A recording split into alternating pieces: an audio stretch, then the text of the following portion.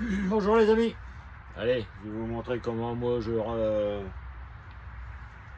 replante mes tomates dans la serre. Attention, je plante le 18 avril je crois. Et faites pas ça dehors hein, parce qu'on est 18 avril, il peut encore avoir des gelées. Moi je le fais parce que j'ai beaucoup de tomates. Donc je peux me permettre d'en perdre au cas où. Et je vais vous montrer ma façon de faire. Là moi aussi je vais faire ça dans la serre. Donc je fais un trou.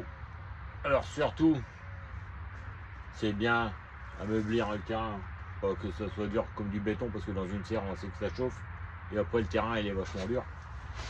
Ensuite, ce que je fais, c'est que je prends de l'eau.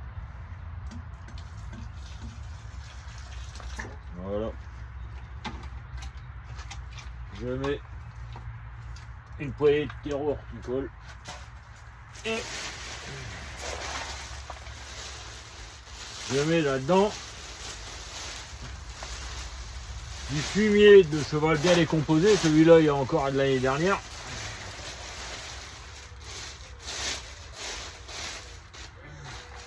Voilà, on fait ça, hop, une petite pelle, une petite pelle. Voilà, là le fumier de cheval il est bien décomposé. Hein. Et l'année dernière, il est resté déjà dehors un peu dans le sac poubelle. Donc voilà, j'ai fait ça, je remets un peu de terre, c'est-à-dire terreau, fumier de cheval et un peu de terre et on malaxe dans le trou. Et ça j'ai mis de l'eau, on va se faire sa petite tambouille, une petite purée.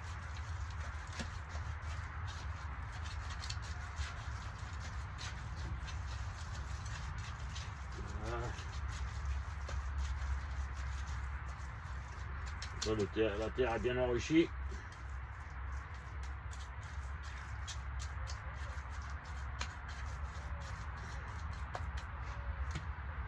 On va prendre sa tomate. Voilà, j'ai pris une pyros. Il y a de la pyros. Après, j'ai mis aussi de l'autre côté. Je vous montrerai après. Voilà. Là, on voit. Les racines se sont bien développées.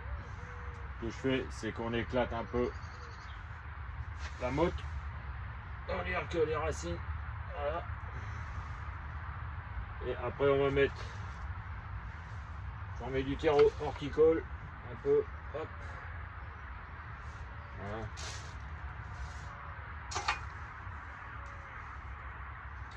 Et on le remet jusqu'aux cotylédons. Les cotylédons, ce sont les deux premières feuilles, donc on le remet. Là, il y a un petit poil, ça va s'enraciner.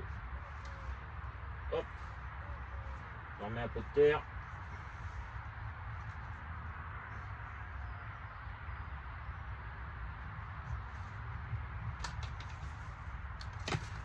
Je fais là une petite cuvette.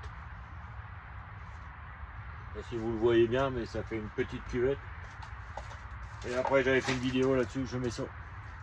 On va récupérer des bouteilles plastiques.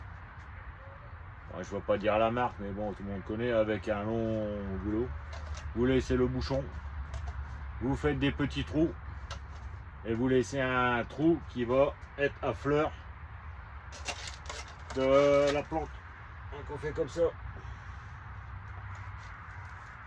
Voilà.